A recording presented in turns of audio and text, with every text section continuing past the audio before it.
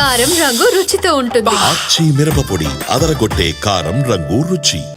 ఈ రోజుతో పులివెందుల ఒంటిమిట్టలో ప్రచారం పూర్తి కానుంది. సాయంత్రం 5 గంటల వరకు జెడ్పీటీసీ బైపోల్ ప్రచారానికి సమయం ఉంది. సాయంత్రం 5 గంటల తర్వాత స్థానికేతరులపై ఆంక్షలు విధిస్తారు. హోరాహోరీగా ఎన్నికల ప్రచారం సాగింది. టీడీపీ వైసీపీ మధ్య ఒంటిమిట్టలో 11, పులివెందులలో బరిలో 11 మంది అభ్యర్థులు నిలుస్తున్నారు. జెడ్పీటీసీ ఎన్నికకు పులివెందులలో పటిష్టంగా భద్రతా ఏర్పాట్లు చేశారు. పులివెందులలోని అన్ని పోలింగ్ బూత్లు సమస్యాత్మకంగానే పరిగణలోకి తీసుకున్నామంటున్నారు డీఐజీ కోయా ప్రవీణ్. పులివెందులలో 700, ఒంటిమిట్టలో 650 మంది పోలీసులతో బందోబస్తు ఏర్పాటు చేస్తున్నట్లుగా చెప్పారు. పులివెందుల ఒంటిమిట్టలో ఫ్రీ అండ్ ఫెయిర్ ఎలక్షన్ జరిగేందుకు కట్టుదిట్టమైన చర్యలు తీసుకుంటున్నామంటున్న డీఐజీ కోయా ప్రవీణ్ తో మరింత సమాచారం మా సీనియర్ కరెస్పాండెంట్ సుధీర్ అందిస్తారు.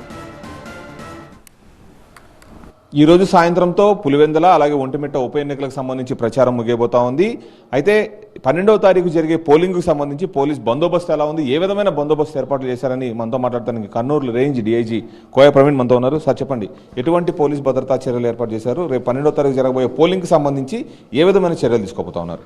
ఇప్పుడు ఏదైతే రేపు 12వ తారీఖు పోలింగ్ ఏదైతే ఉందండి, పులివెందుల జెడ్పీటీసీ లిమిట్స్లో 6 పంచాయతీలు మొత్తం 17 గ్రామాలు ఉన్నాయండి. మొత్తం 10,600 ఓట్లు ఉన్నాయి. అలాగే ఒంటిమిట్టకు వచ్చేటప్పటికి మొత్తం 30 పంచాయతీలు అయితే గ్రామాలు అయితే కలిపి 30 దాకా ఉన్నాయి. అక్కడ 24,000 మంది ఓటర్లు ఉన్నారు. అక్కడ 700 మంది సిబ్బందితో మనం అక్కడ వేస్తున్నాం. ఇక్కడ కూడా సుమారుగా 650-700 మందితో ఇక్కడ కూడా మనం బందోబస్తు ఏర్పాటు చేసిన జరిగింది. ఇందులో బందోబస్తులో భాగంగానే మొత్తం మనం 21 సెక్టర్స్ కింద డివైడ్ చేసామండి.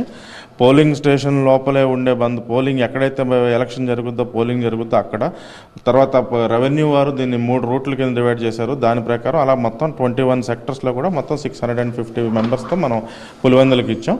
అంటే ఈ మెయిన్గా పులివెందులలో మనం జరిగిన ఘర్షణలు కానీ ఈ నేపథ్యంలో ఎంతమందిని బైండ్ ఓవర్ చేసుకున్నారు సార్? కేసులు ఏమైనా పెట్టారా? వాళ్ళని ఏమైనా అదుపులోకి తీసుకున్నారా? ఇదండి 2 కేసులు కౌంటర్ కేసులు అయినాయండి. ఒకళ్ళ మీద ఒకళ్ళు దాడి చేసుకుని, అదేవిధంగా సఫిషియెంట్గానే మనం 2 పార్టీలు చెందిన వాళ్ళని కూడా ఒక 150 నుంచి ఒక 150 మంది పైచకులకు మొత్తం అందరినీ మనం బైండ్ ఓవర్ చేయడం జరిగింది. అంటే ముఖ్యంగా సమస్యాత్మక ప్రాంతాలుగా పులివెందులకు సంబంధించి, అంటే ఒంటిమిట్ట ప్రశాంతంగానే జరుగుతుంది. ముఖ్యంగా పులివెందులకు సంబంధించి ఏదైతే ఇక్కడ ఉన్న పరిస్థితుల దృష్ట్యా ఏమని దానికి సంబంధించి పులివెందుల్లో ఎటువంటి చర్యలు తీసుకున్నారు? అంటే ఎక్కడ పోలింగ్ బూతులు దాదాపు 9 సమస్యాత్మక ప్రాంతాలని చెప్పి చెప్తా ఉన్నారు. అక్కడ ఏ విధమైన కట్టుదిట్టమైన చర్యలు తీసుకున్నారు? మొత్తం మనకి 9 పంచాయతీలు కూడా సమస్యాత్మకమైన ప్రాంతాలుగానే మనం డిక్లేర్ చేసామండి. సో ఇప్పుడు మనకి లొకేషన్ వైజ్ ఉంటాయి. పోలింగ్ స్టేషన్ లొకేషన్ మొత్తం మనకి 17 పోలింగ్ స్టేషన్స్ ఉన్నాయి. 17 పోలింగ్ స్టేషన్స్ 9 ప్రాంతాల్లో 9 కూడల్లో ఏర్పాటు చేసిన 17 పోలింగ్ స్టేషన్స్ ఉన్నాయి. సో 9 లొకేషన్స్లో కూడా మనం ఒక సిఐ స్థాయి అధికారులతో మనం పెట్టాం. అలాగే ప్రతి రూట్ ఎస్కార్ట్ ఉంటారు. 3 రూట్లు కానీ అది ఇచ్చి అదంటారు. అదే కాకుండా striking forces, special striking forces కానీ ఎక్కడికక్కడ పికెట్స్ కానీ అన్నీ కూడా పకడ్బందీగా ఏర్పాటు చేసి మనం ఫ్రీ అండ్ ఫెయిర్ ఎలక్షన్ జరగటానికి అన్ని విధమైన ఏర్పాట్లు చేయడం జరిగింది.